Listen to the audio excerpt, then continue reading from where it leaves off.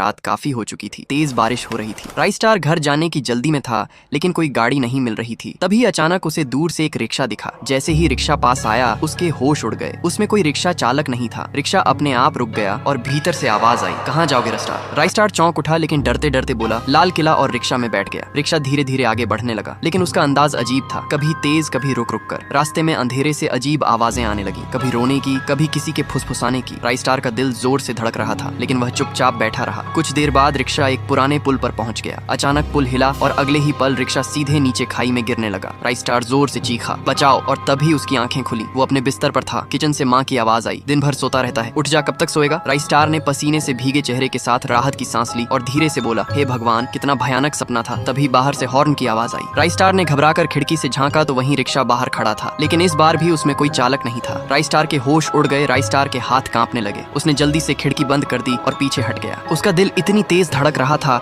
जैसे सीने से बाहर निकल आएगा। उसने खुद को समझाने की कोशिश की, ये सिर्फ मेरा वहम है, सपना अभी अभी खत्म हुआ है। लेकिन तभी फिर वही आवाज आई, चलो राइस्टार, देर हो रही है। आवाज बिल्कुल वैसी ही थी जैसी उसने सपने में सुनी थी। राइस्टार डरते डरते दोबारा खिड़की के पास गया। बाहर बारिश अभी हो रही थी। सड़क पर कोई इंसान नहीं था, सिर्फ वही पुराना रिक्शा खड़ा था। राइस्टार पीछे हट गया। तभी उसकी माँ कमरे में आई और बोली, किससे बात कर रहा है? राइस्टार ने कांपती आवाज में बाहर देखने को कहा, लेकिन जैसे ही माँ ने खिड़की से झांका, वहाँ कुछ भी नहीं था। सड़क बिल्कुल खाली थी। माँ चली गई, मगर राइस्टार को यकीन था कि उसने रिक्शा सच में देखा था। रात होते ही उसे फिर वही हॉर्न सुनाई दिया। इस बार आवाज और भी करीब थी। डर के बावजूद उसने हिम्मत की और घर के बाहर निकल आया। गली के मोड़ पर वही रिक्शा खड़ा था। अंदर अंधेरा था, लेकिन किसी की लाल चमकती आंखें दिखाई दे रही थी। तभी रिक्शा अपने आप आगे बढ़ा। राइस्टार जैसे किसी जादू में खींचता चला गया। वह उसके पीछे पीछे पुराने पुल तक पहुंच गया। वहां पहुंचते ही अचानक हवा तेज हो गई और रिक्शा रुक गया। धीरे धीरे उसमें से एक बूढ़ा आदमी बाहर निकला। उसने भारी आवाज में कहा, 20 साल पहले इसी पुल पर मेरी मौत हुई थी और अब मुझे अपने साथ एक और सवारी चाहिए। ये सुनते ही राइस्टार के पैरों तले जमीन खिसक गई। आगे क्या हुआ, ये जानने के लिए पार्ट 2 कमेंट करें और चैनल को सब्सक्राइब